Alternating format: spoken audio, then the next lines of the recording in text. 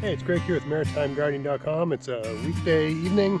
I'm just out here working in the garden, and I thought I would talk about having two problems solve each other, right?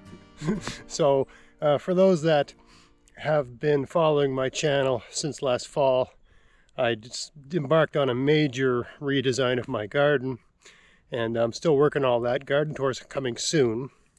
But let me show you what I'm doing right now.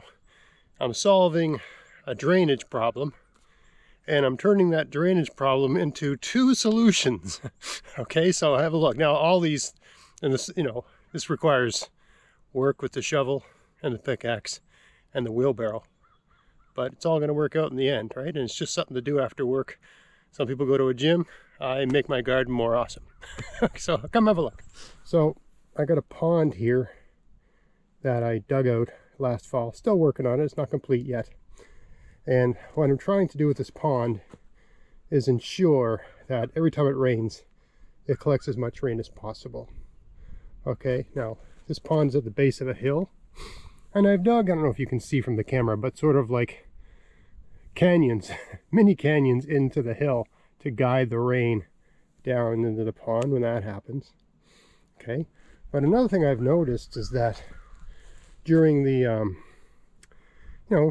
during the year, I've observed that this part of the garden path is always really wet when it rains.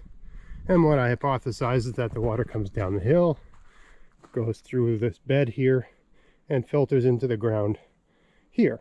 And sometimes there's so much water that it actually creates like a kind of river that goes down, turns. I can see it because it moves the sand. I got sand in my walking pathways here, and continues down here and washes the sand down the hill in really strong rains. So I decided to dig a trench, which I'm going to fill with what's it called, 1-inch clean gravel, basically like gravel with no stuff in it, and a kind of perforated pipe, right? And you can see, so I've dug a hole. That's why I made this video tonight, even though we're running out of light. It hasn't rained for a number of days, but as soon as I dug the hole, it started filling up with water. And it looks kind of muddy because I've been standing in it, but when I initially dug the hole, it was relatively clear water. Right, what we got here is a layer of sand from my walkway, and then really, really dense clay. Right, so by creating a trench and filling that trench with loose gravel and putting perforated pipe in, and keeping the grade consistently on a downhill slope, I can direct all that water down and into the goldfish pond, right? Now, of course, I'm digging soil here. These walking paths used to be just the natural soil that all my gardens are made of. And for at least 5 years, I had all this mulched with wood chips. So you can see, almost look like geology. This is the original soil. What I did was, this was just all a field of weeds, right?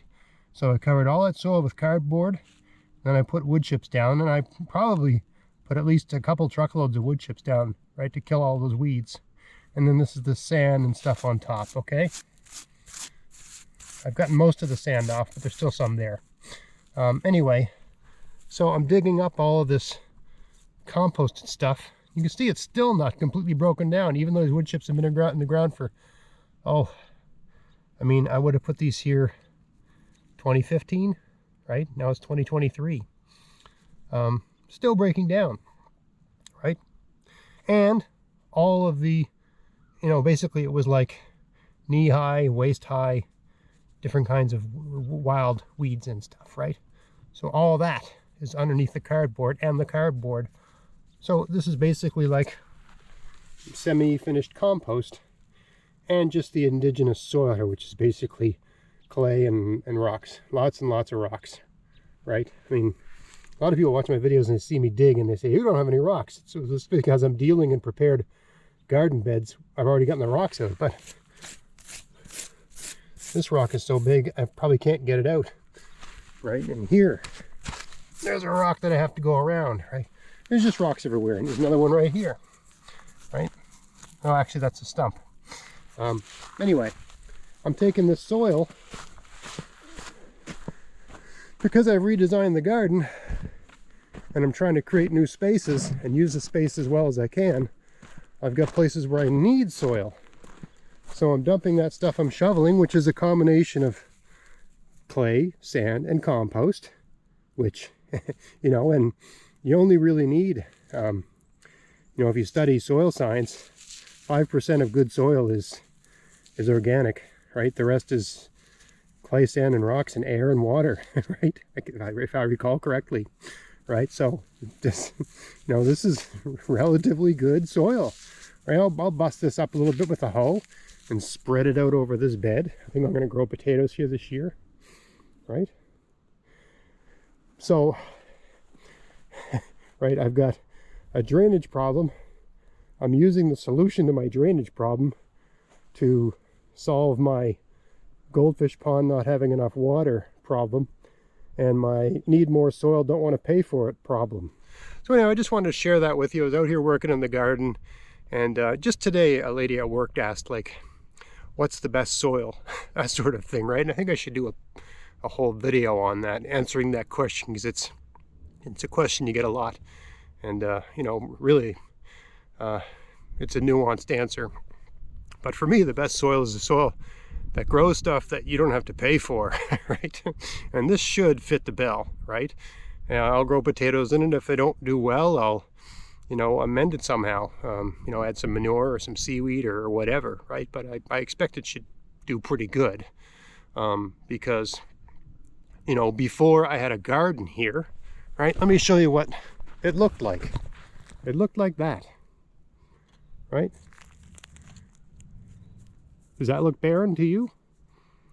I mean, it's basically soil teeming with life. Not a bare patch anywhere. Just stuff growing everywhere. Right? So, yeah, perhaps it isn't ideal soil, but it's perfectly, you know, it's basically growing grasses and other things that grow in the soil grasses grow in. And, you know, grass is fairly demanding compared to other things, so it's reasonably good soil to start with, right? With all these, whatever they are, you know, assortment of weeds. So yeah, nothing fancy to it. A little bit of elbow grease, some exercise, and making a ditch, collecting soil, and the other thing with this pond, right, is this pond will be a water source for my garden. If you wonder what this is doing here, this is just to siphon the water out. Every once in a while it rains and the whole thing fills right up. Every time I've had a decent rain, this is filled right up. So this pond's really good at collecting water. I expect it to be so good that I won't need to run water hoses out here. I can just fill little water cans up from here. And because my whole garden's mulched, that should be adequate for what I need. We'll see how it goes. Anyway, I hope you found that interesting. If you did, please like, share, subscribe. Until next time, get out there, get at it, have fun in your garden. Thanks for watching. Hey, if you want to help support everything I'm doing here, go to Vessies.com to buy whatever you need for your garden this year. And use my coupon code GAVS23 to get free shipping as long as there's a pack of seeds in the order and there's no oversized items in the order. Check out the description box of this video for details. You can buy everything you need from Vessies.